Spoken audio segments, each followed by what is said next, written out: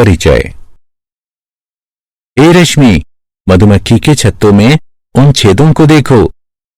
हाँ, मधुमक्खियां कितनी सुंदर छत्ते बनाती हैं। क्या तुमने उन छत्तों पर ध्यान दिया है? वे एक प्रतिरूप में हैं। हाँ, वे एक प्रतिरूप में हैं। प्रकृति में हम बहुत सी चीजों में प्रतिरूप प्राप्त कर सकते हैं। चीजें जैसे? जैसे पाइन कोन। वाह, मैंने पहले कभी इस प्रतिरूप पर ध्यान नहीं दिया था। हमारे गणित के अध्यापक ने हमें इनमें से एक प्रतिरूप के बारे में पढ़ाया था, जो उत्तरोत्तर पद अपने से पहले के पदों में एक निश्चित संख्या जोड़ने से प्राप्त होते हैं। ये मजेदार है। मैं भी ऐसे प्रतिरूपों के बारे में जानना चाहती हूँ। ठीक है, तो आओ मैं तुम्हें इसके बारे में विस्तार से बताता हूँ।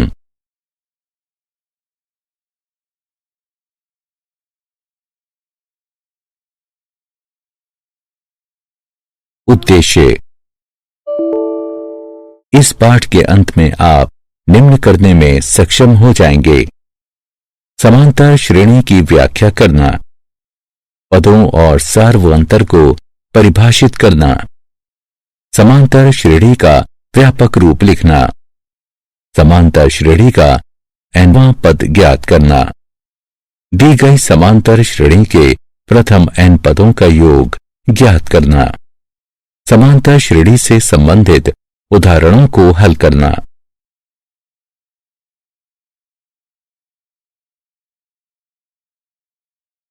परिभाषा। प्रकृति में बहुत सी वस्तुएं एक प्रतिरूप का अनुसरण करती हैं, जैसे सूरजमुखी के फूल की पंखुड़ियां, कैक्टस पर पाए जाने वाले प्रतिरूप इत्यादि। समांतर श्रेणी इस प्रकार के प्रतिरूपों का अध्ययन है। समांतर श्रेणी को समांतर श्रृंखला भी कहा जा सकता है।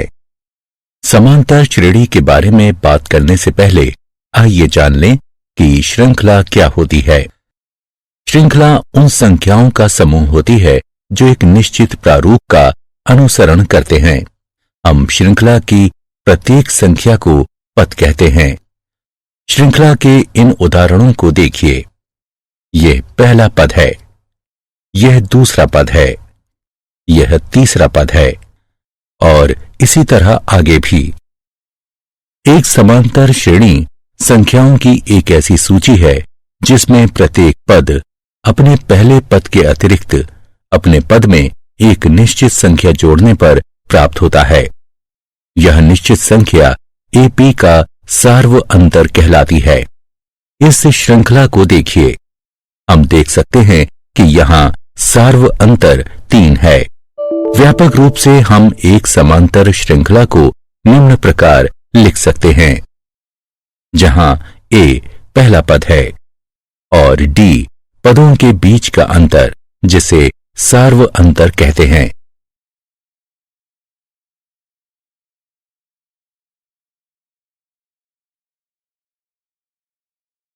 इस उदाहरण को देखो। हम देख सकते हैं कि इस श्रृंखला में प्रत्येक पद में 3 का अंतर है, अतः 1 बराबर 1 यानी पहला पद, और D बराबर 3 यानी पदों के बीच सार्वअंतर। A और D के प्रयोग से श्रृंखला का निर्माण करें। हम जानते हैं कि AP A जमा D, A जमा 2D, A जमा 3D आदि है। A और D का मान रखने पर हमें प्राप्त होता है 1 जमा 3, 1 जमा 2 गुणा 3, 1 जमा 3 गुणा 3 आदि, जिससे श्रृंखला 1, 4, 7, 10 आदि प्राप्त होती है। समांतर श्रेणियां 2 प्रकार की होती हैं: परिमित समांतर श्रेणियां और अपरिमित समांतर श्रेणियां। वह समांतर श्रेणी जिसमें पदों की संख्या परिमित होती है या जिसमें एक अंतिम पद होता है, उसे परिमित समांतर श्रेणी कहते हैं। और समांतर श्रेणी जिसमें पदों की संख्या अपरिमित होती है या जिसमें कोई अंतिम पद नहीं होता, उसे अपरिमित समांतर श्रेणी कहते हैं। यहां अपरिमित समांतर श्रेणियों के कुछ उदाहरण हैं। अब इस श्रृंखला को देखिए।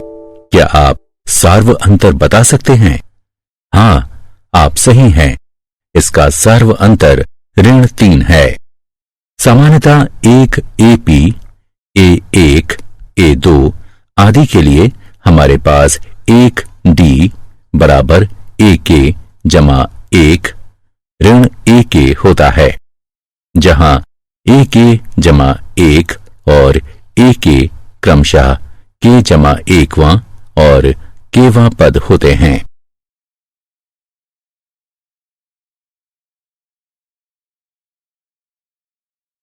उदाहरण। आइए कुछ उदाहरण हल करें। इस श्रृंखला को देखिए। हम ज्ञात करेंगे कि ये संख्याएं AP बनाती हैं या नहीं।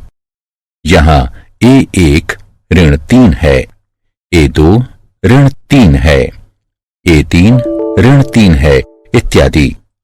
आइए A2 ऋण A1 ज्ञात करें, जो कि 3 ऋण 3 के बराबर है, जो कि 3 जमा 3 बराबर 6 के है। साथ ही A3 ऋण A2 बराबर ऋण 3 बराबर ऋण 6 है। इसी तरह A2 ऋण A1 A3 ऋण A2 के बराबर नहीं है। दी गई श्रृंखला समांतर श्रेणी नहीं है।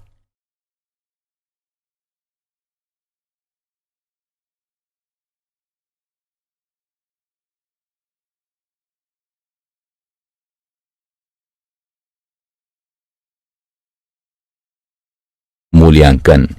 प्रश्नों के उत्तर देने का समय है। सत्य या असत्य पर क्लिक करें।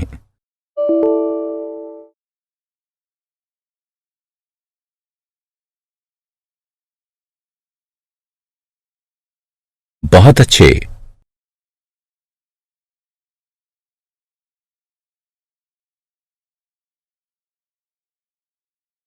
बहुत अच्छे।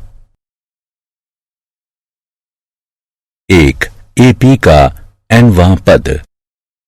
यदि एक समांतर श्रेणी का पहला पद A1 है और उत्तरोत्तर पदों का सार्व अंतर D है, तो श्रृंखला का nवां पद निम्नलिखित होगा। हम जानते हैं कि इसे AP का व्यापक पद AN कहते हैं। यदि AP में M पद हैं, तो AM अंतिम पद को निरूपित करता है, जिसे कई बार L से भी निरूपित करते हैं। आइए अब nवां पद के सूत्र के प्रयोग से दी गई AP का 8वां पद ज्ञात करें। यहां A बराबर 2, T बराबर 7 घटा 2 बराबर 5 और N बराबर 8 है। हम जानते हैं कि AN बराबर A जमा N घटा 1 D।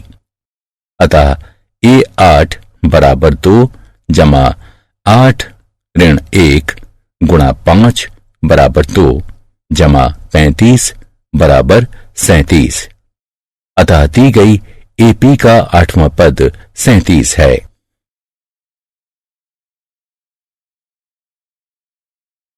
उदाहरण।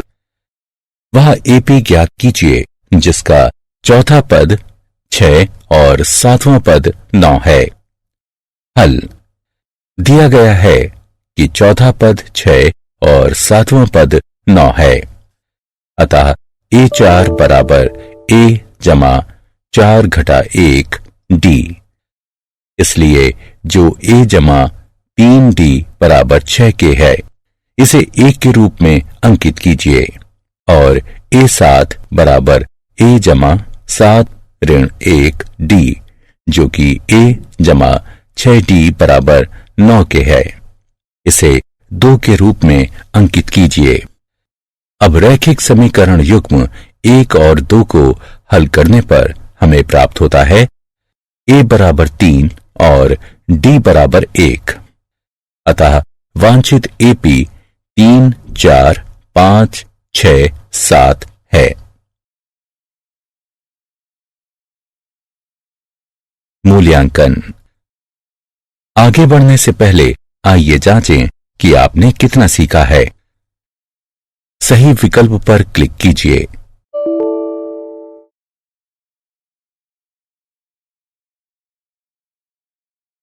पुनः प्रयास करें।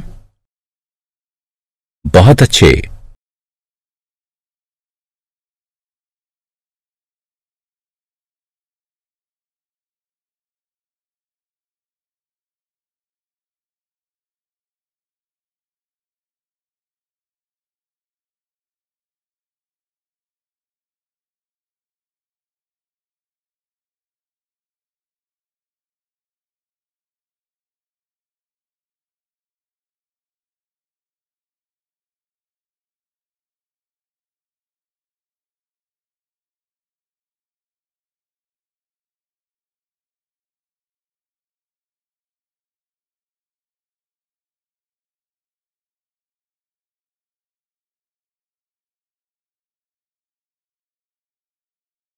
एपी के प्रथम n पदों का योग। हम जानते हैं कि एपी का nवां पद an बराबर a1 जमा n ऋण 1 d होता है।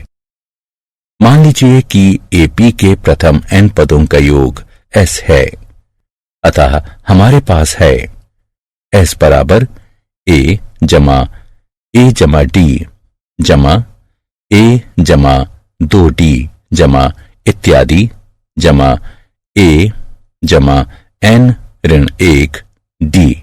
इसे 1 के रूप में अंकित कीजिए।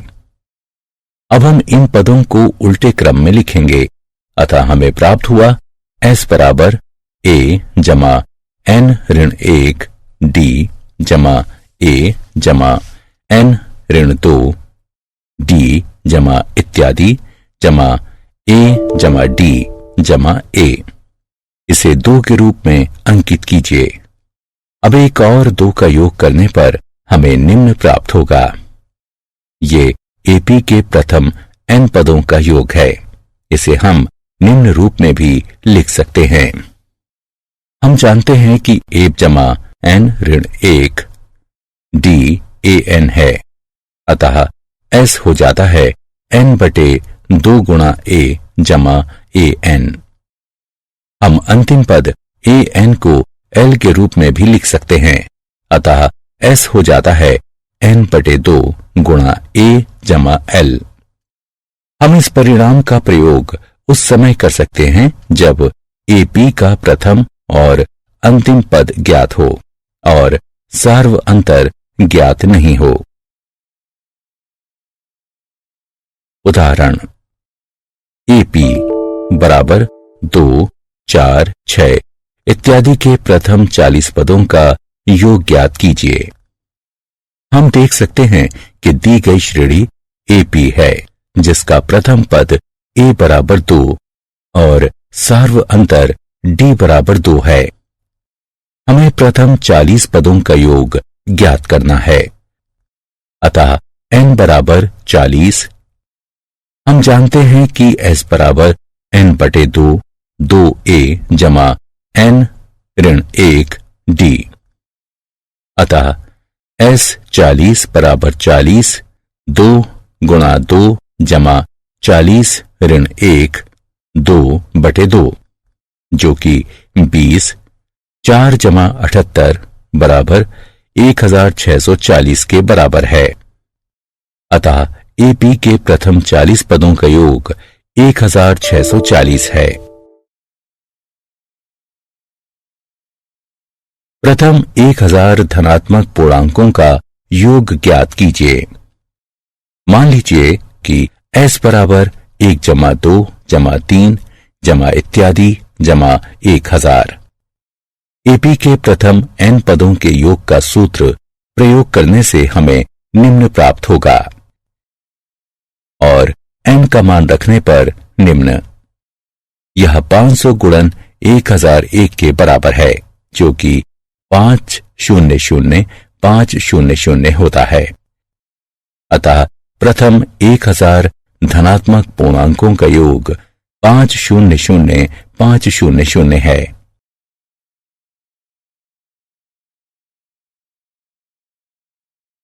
प्रथम n धनात्मक पूर्णांकों का योग ज्ञात कीजिए। मान लीजिए कि Sn बराबर 1 जमा 2 जमा 3 जमा इत्यादि जमा n। हम देख सकते हैं कि a बराबर 1 और अंतिम पद ln है। अतः सूत्र Sn बराबर n/2 गुणा a जमा l का प्रयोग करते हुए हमें निम्न प्राप्त होगा। अतः प्रथम n धनात्मक पूर्णांकों का योग Sn बराबर n गुणा n जमा 1/2 होगा। मूल्यांकन। अब कुछ प्रश्नों के उत्तर देने का समय है। सत्य या असत्य पर क्लिक करें।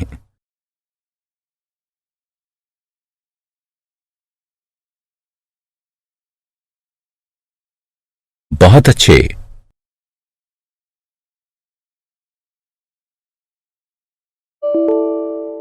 बहुत अच्छे।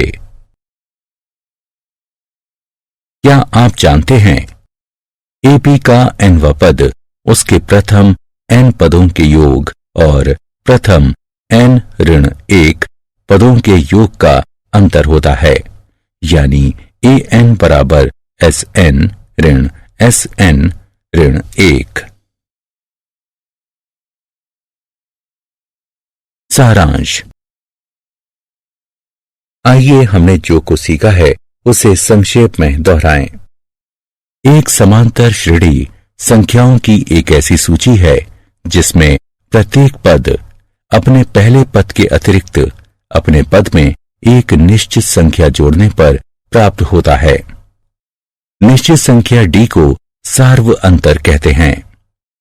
AP का व्यापक रूप a जमा d, a जमा 2d, a जमा 3d आदि होता है।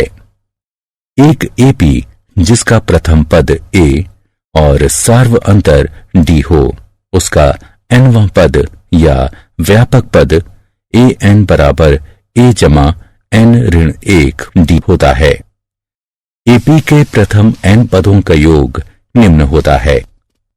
यदि L परिमित AP का अंतिम पद यानी nवां पद है तो AP के सभी पदों का योग निम्न होता है।